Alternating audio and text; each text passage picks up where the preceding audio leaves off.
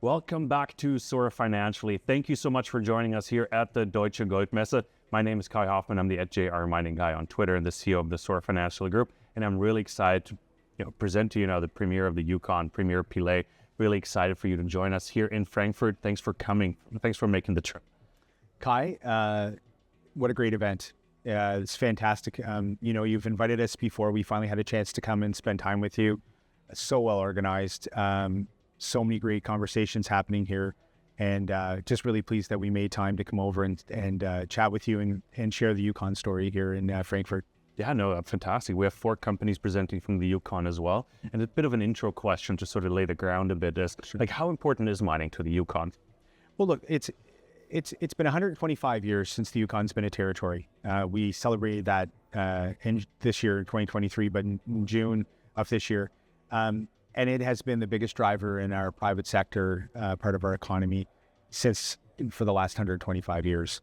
And the way things look now with focus on critical minerals, continuing to see really exciting gold projects happen, I think we're going to continue to see this trend. So it's extremely important for Yukoners and for our economy. What did the mining industry mean during COVID? Because I think that was really impactful. Yeah, it was a big lesson for us. What we learned was that the gold mining sector was our insurance policy. We saw 2020, 10% growth in our GDP, 2021, 8.5% growth. So as economies across the world were collapsing or retracting, ours was growing. And it was because of the gold sector. And so for us, we're lucky. Not every jurisdiction has that economic insurance policy. People have different views about, moving towards or pivoting towards gold, but look, we see some instability across the world right now, and we see some really strong gold prices. So for us, we're going to continue to invest in the things that ensure that we have a strong gold sector. And of course, we're going to continue to look at where the world's going, and that's around critical minerals. But let's break that down a bit. You said you're investing in gold or in the mining industry. Yeah. Let's break that down. What does that mean? What are you doing to sort of facilitate a better mining environment in the Yukon? Okay, well, I think the first thing we're doing is we made a commitment decades ago. The Yukon government did to First Nation governments that we would modernize the mining legislation in the Yukon, and we would do it in partnership with the policy architecture would be shared between First Nations and the Yukon government. And that's being done right now. So we want to modernize our legislation. We want to reduce red tape. We want to have more consistency, and we want to do it hand in hand with First Nation government. So that's work that's underway right now. The second thing that's really important, I think, for investors as well as companies that are looking to locate in the Yukon or partner or acquire is where we're going on infrastructure. So this is the most extensive infrastructure investment we've ever seen happening right now. I could share a little bit, Yeah, please. Yeah, we have a program right now that's worth about $500 million between public and private partnership when it comes to roads. So we're prioritizing a series of road creation and infrastructure upgrade, depending on where we see mining projects in the cycle. So that's a key driver. We have an airport that's an international airport. In the summertime, you actually can fly. If it was the summer, I could have flown from Whitehorse to Frankfurt. And we're putting about $250 million into our airport right now. So that's another very significant investment. We have a port project that we're looking at in Skagway, Alaska. So it's complex. We're helping build a port in another country over the mountains outside of the Yukon.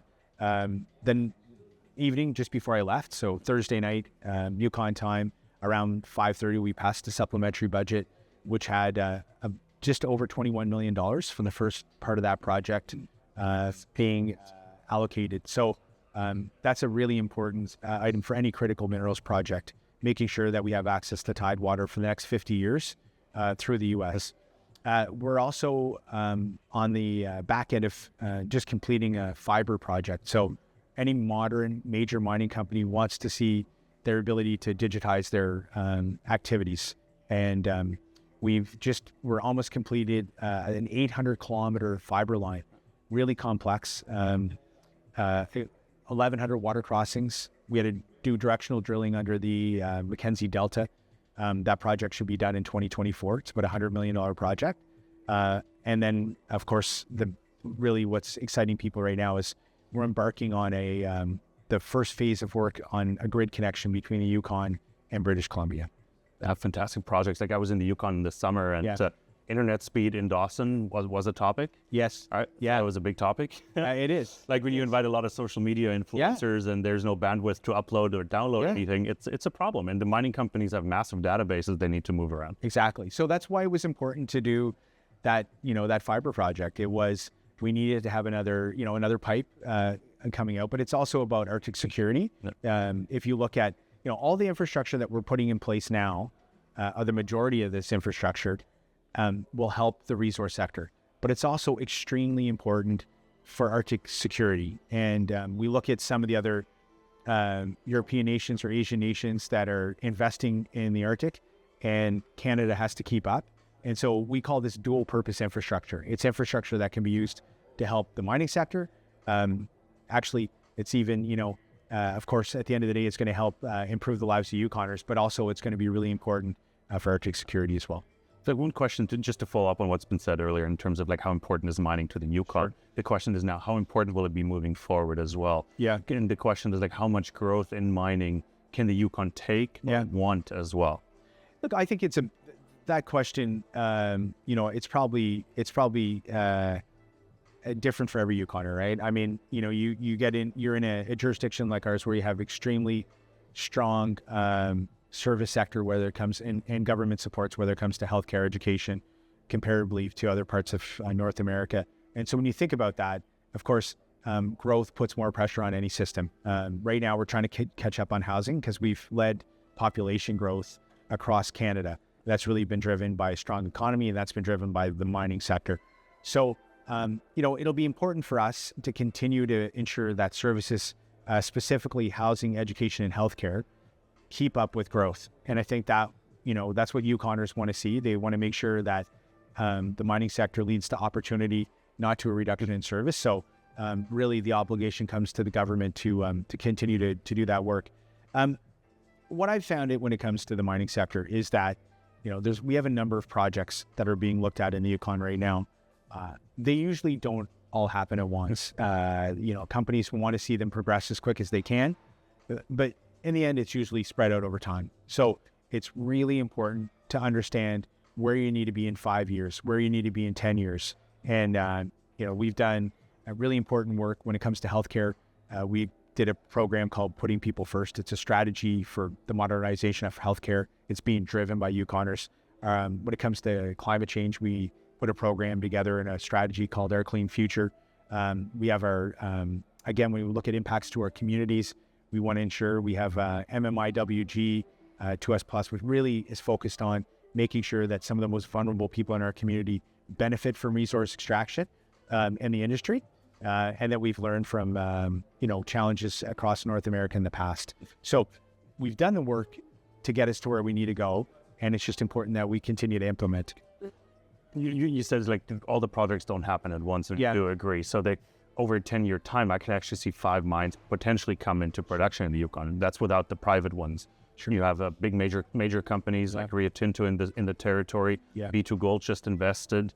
Newmont is at the coffee project. Yeah. Snowline is at B2Gold, sorry. Yeah. But you also have Fireweed Zinc, for example, with Teck and the Lundin family in there. Yeah. Those are projects that could come online the next 10 years. Absolutely. When the big major companies come, what are they looking for in the conversation? Because I know they interact with the government quite regularly. Yeah. What is that? What is it they're looking for?